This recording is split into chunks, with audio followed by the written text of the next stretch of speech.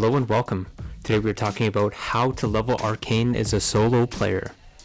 I put these first few clips in because I thought open world fame farming was one of the best methods, but as you can see it's very slow and you don't get a lot of rewards for this. Naturally, group dungeons, Tombs of Insight, and fame farming builds are good methods but won't be covered. The main method we will be covering is corrupted dungeons to fame farm. In my opinion, corrupted dungeons are the best method to solo level your arcane class because it allows you to clear a dungeon without having to clear everything or fight big pulls, and it gives decent rewards for your efforts. This is excellent since low mastery arcane has low AoE damage and the focus is on single target damage. Disclaimer, this is likely going to be a learning experience. In other words, you're probably going to be paying some repair fees. It took me a while to figure out how to clear with this build. There will be tips throughout the video to help you be successful with this and some boss guides. On my fourth run, I was able to clear a dungeon in under 8 minutes without trying to speed clear and not having an optimized build. Proof is at the end of the video. I believe that you can easily beat this with a little bit of practice. Levels 1 to 20 are the slowest leveling since you don't get access to aggressive caster. The build I recommend is One Hand Arcane, Tomb of Spells, Scholar Robe, Scholar Sandals, Assassin Hood, or Spectre Jacket depending on your financial situation. During this phase, I would recommend using learning points or fame credits to get aggressive caster. This is the slowest part in my experience. From level 20 onwards, you can change the build up a bit. If you're poor in only PvEing, then I would recommend One Hand Arcane, Tomb of Spells, Druid Robe, Scholar Sandals, Mage Cowl, with either cabbage soup or fish. I run the basic Chad Cape to cut back on costs, but Morgana Cape and Keeper Cape will work well with this build. To optimize this, you can swap Mage Cowl for Cultist Cowl, Scholar Sandals for Sandals of Purity, and swap your food to Black Bog Clam Soup. When you're starting the dungeon, take a look at your map. You want the path with the most solo mobs that you can see. You can take 2 mobs at once, 3 is pushing it unless you have your chest piece. You want to fight them one-on-one as much as possible. Save Druid Robe for fighting multiple mobs and bosses. What about invades? This build has high single target damage, so destroying crystals is simple. You have a low cooldown purge that doubles as a silence, meaning it can counter all boots that can be purged or interrupted. A tip for landing your purge, you just need to hit something close to your opponent. The purge has a 7-meter area of effect. If you don't want to run, then this build is cheap and decent at fighting. This build has good single target damage due to Frazzle reducing resistances by 23% and a low cooldown purge that seconds as a silence. If you want to PvP, Cleric Robe is a good swap and using Bop on the helmet can keep you safe from a lot of things. Correct use of your purge is usually what will win most of your fights. On to boss tips. With all bosses, you can get 2 energy bolts in at the start if it's the first and only thing that you do.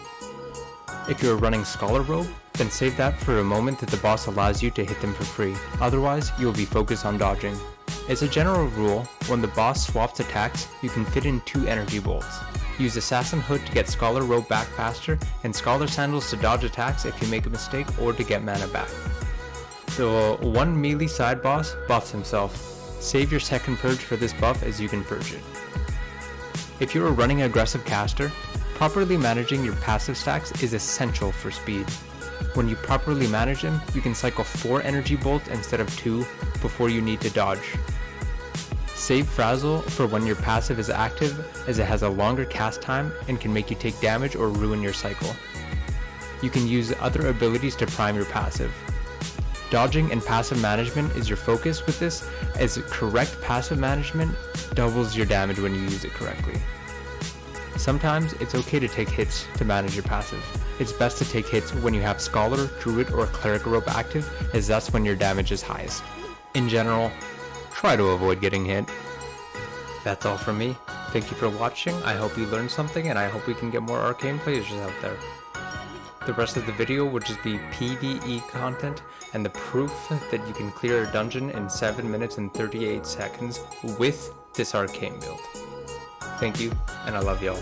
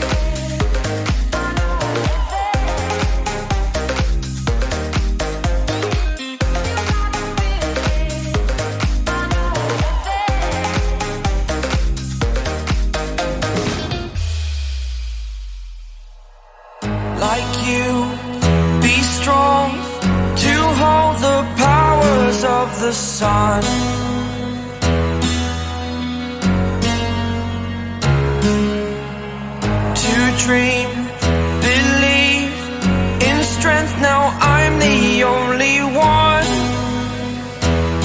only one.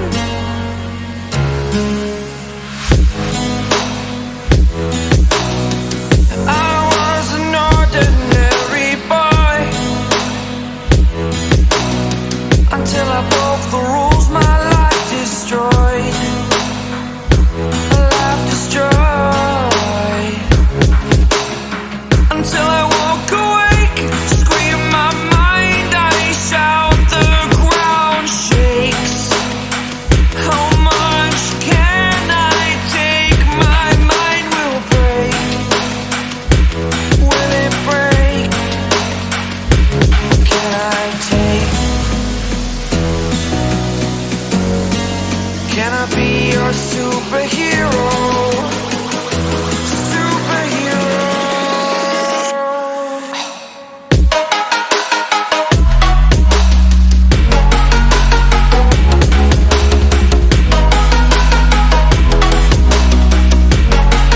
Can I be your superhero? Superhero. Superhero.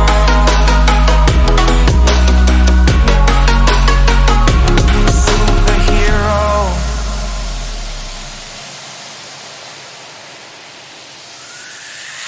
Fly away. It's the first time of today.